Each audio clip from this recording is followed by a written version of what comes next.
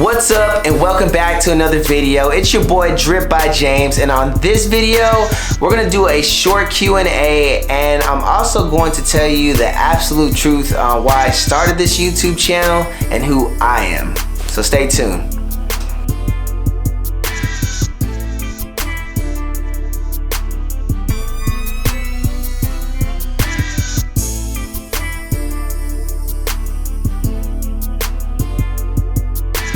Alright, real quick, I just want to give a quick shout out to my manager and business partner, David Silsky. I really appreciate all the help and everything that you do. I also want to give a quick shout out to John Watts for creating the Blunt Heads NFT series. It's really amazing what you're doing, and it's only going up from here.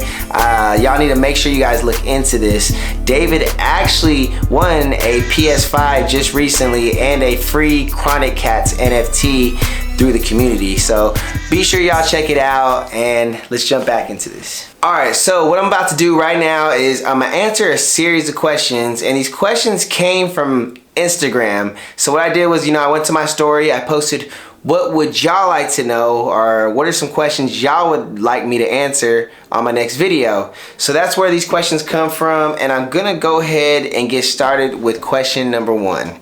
So the first one is, who would be your dream person to shoot with? That is definitely a good question right there. I've actually put some thought behind that one too. So I got 2 people in mind. I would say Rihanna would be number 1, of course. Rihanna's really dope. I'm a big fan of Rihanna. She's definitely a great model, singer and whatnot. Everyone knows, yeah, Rihanna's pretty awesome. The second one, I would say, things like Kendall Jenner. Kendall's really good. I like the work she puts out. What she's done with Vogue, Bazaar, some of the magazines she's been in. I mean, she's killed it. I really like her work, and she kills the whole high fashion thing right now. I definitely would say she's definitely top of my list to photograph in the future. I would like to photograph, honestly, the whole Kardashian family. That'd be really cool, Kim and everybody. But I would say definitely Kendall is like top tier. She's really good. Alright, so let's go ahead and jump into the next question. Question number 2.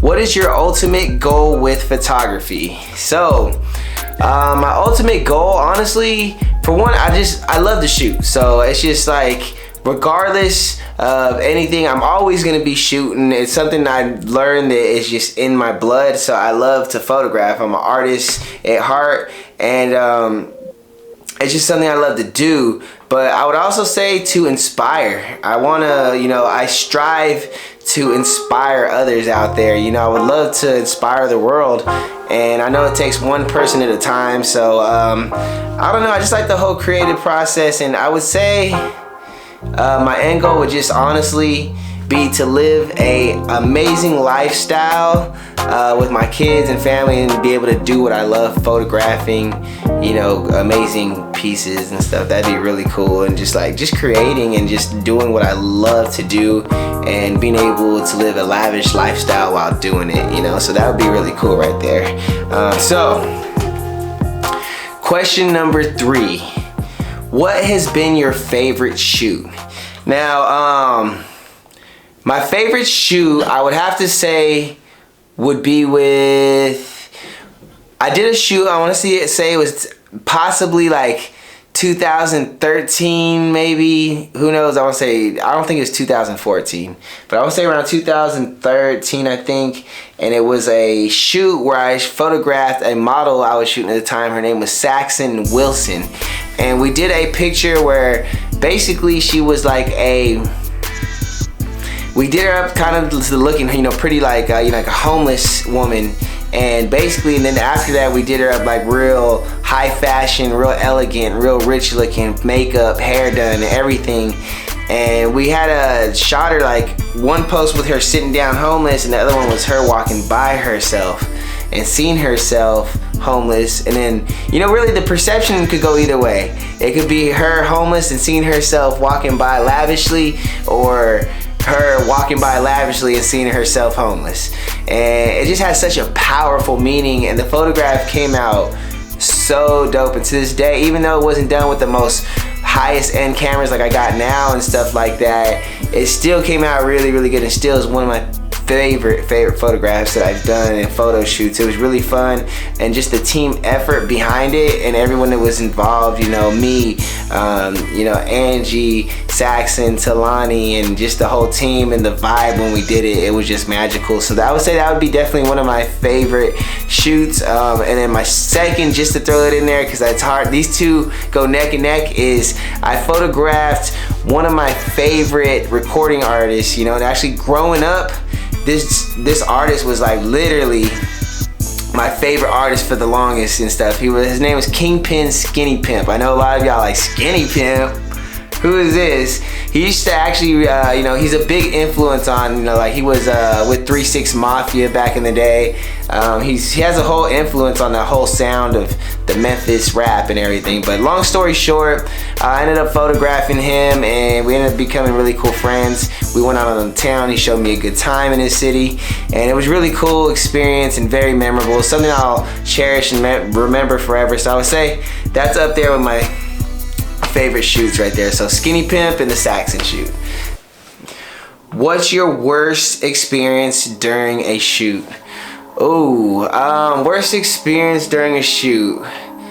I would have to say it was a wedding photo shoot, and which is why I really don't like to do, nor do I do wedding photo shoots.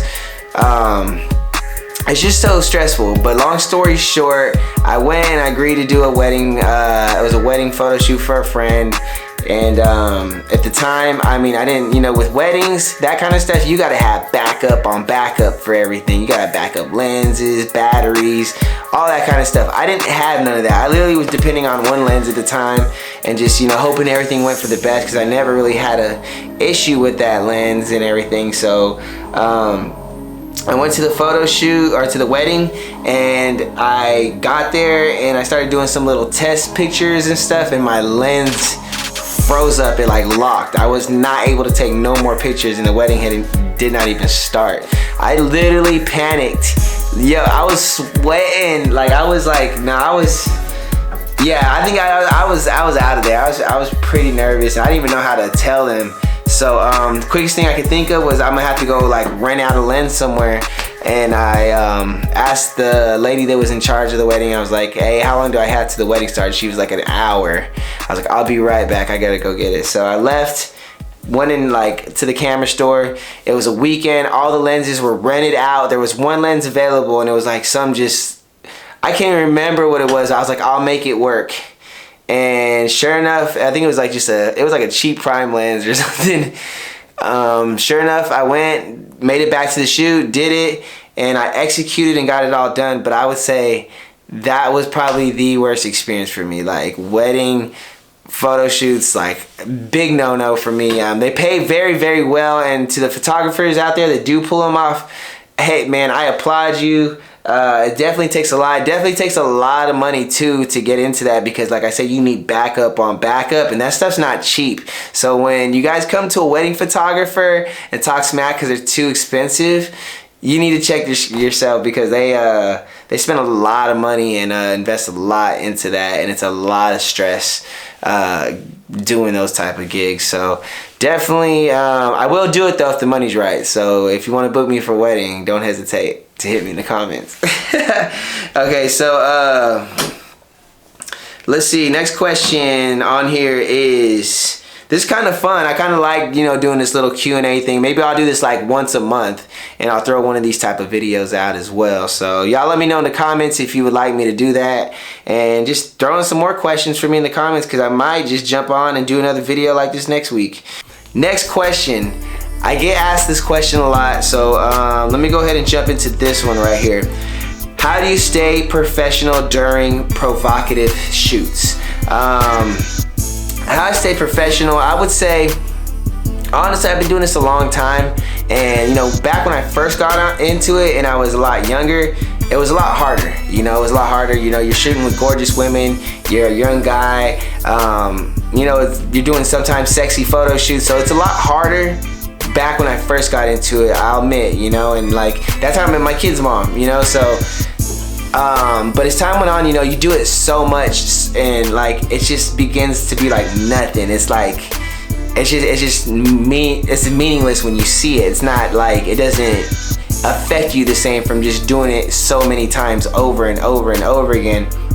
Plus, I would say my passion grew to the artistic mode and just like trying to deliver the best quality, best picture as possible. The obsession for that, like kept me in a tunnel vision to not see that. So like, as far as like, if I'm doing like a sexy photo shoot of a gorgeous woman and say one more flirting or whatever, a lot of time now I get so focused in trying to get the best picture possible, I don't even notice it. And sometimes I get, that's my thing, is I just get tunnel vision and so focused on trying to get the best picture possible that it goes unnoticed. I don't even notice it no more, because I got such a passion for what I do and creating that it doesn't affect me anymore, so it's just like, it doesn't bother me. I've had girls on photo shoots, and my friends could vouch on this because some of them have been there on set,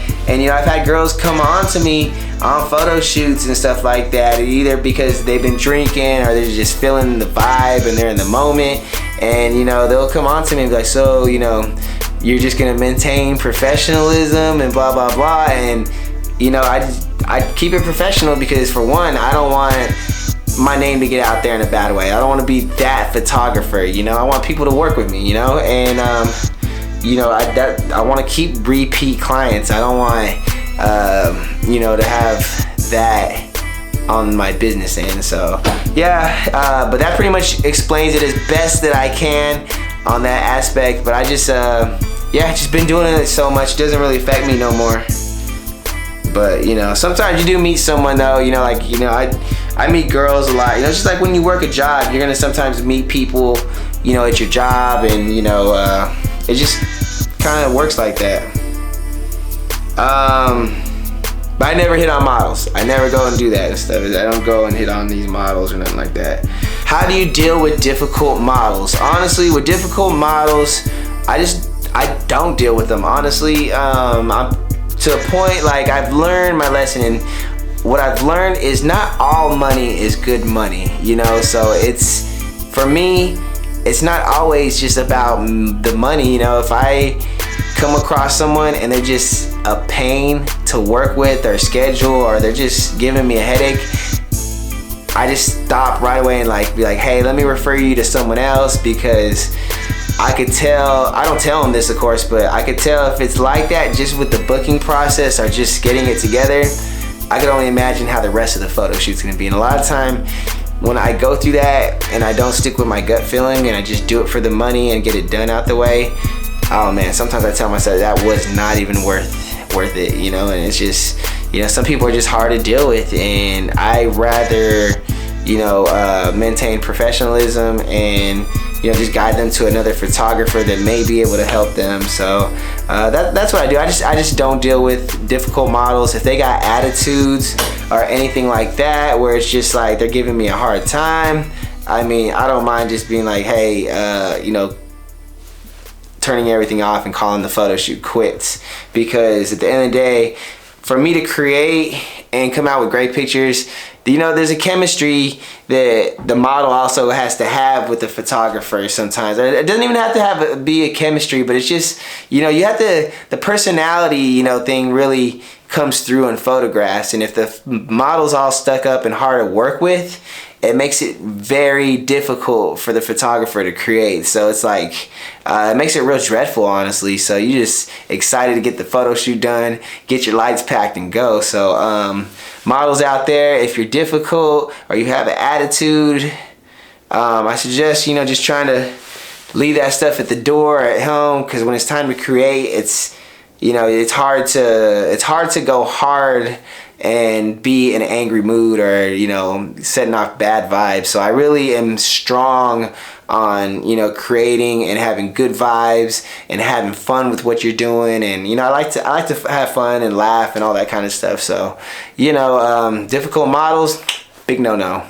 Last question: what are some pros and cons about photography? Honestly, there's tons and tons of pros that I could go on for days about, and there's also tons of cons that I could probably go on about as well. Some of the biggest pros, honestly, I would say is it makes really good money. You get to make your own schedule. You get to meet amazing new people all the time and just like really connect, network, and just even build new friendships. It's a lot of fun. So I would say that's some of the pros I could just off top think of without boring you. And then some of the cons, honestly, it's expensive. I'm not gonna lie, it's very, very expensive.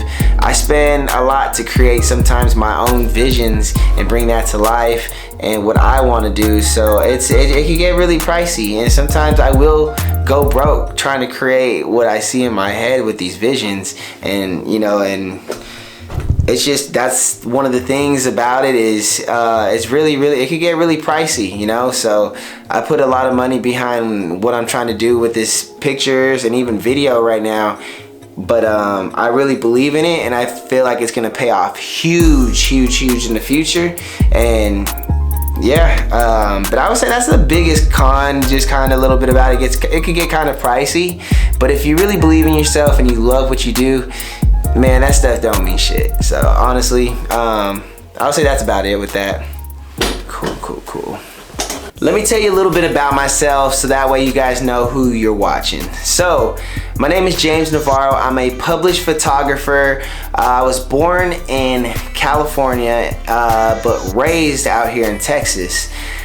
I do have kids. I love what I do with the photography and the video. I've been doing this for quite some time. I did go through a phase not long ago where I stopped for about 5 years and literally lost everything with that, like my clientele, my equipment, everything I pretty much lost with that. And then I, through some hard times, some dark times, I ended up finding photography again and coming back to it, and this time my passion for it was like times 10. So it's like really cool. So right now, this is like pretty much my journey, me rebuilding my brand, my business, and just you guys get to see the process, because this time I'm documenting it on video, and it's gonna be really cool. It's gonna be a lot of fun because it's not just me doing all this, it's a team effort. And when I say team, it's me, it's the people that's helping me put this together as far as the video, everything from that to you guys watching, supporting, liking, subscribing, and commenting. So with that being said, let me tell you why, and the absolute truth why I started this channel. And there's like 2 or 3 reasons. One, yes, I definitely do feel it would help me get my brand out there. It'll help me brand myself. It'll help me build my photography business and everything.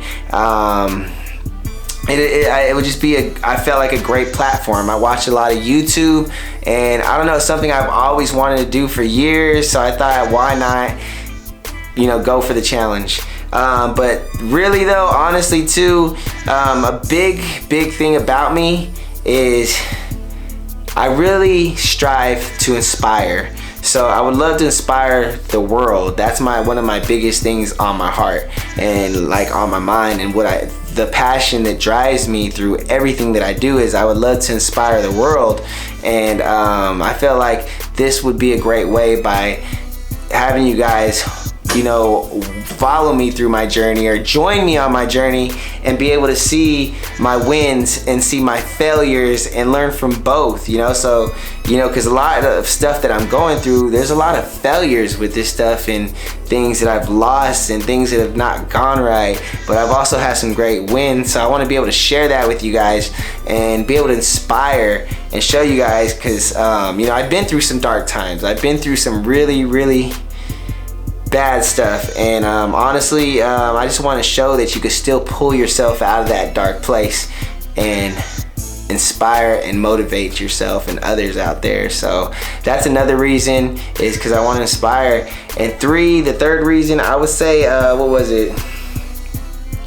Just I don't know if I had another reason. I think it was just those 2 right there.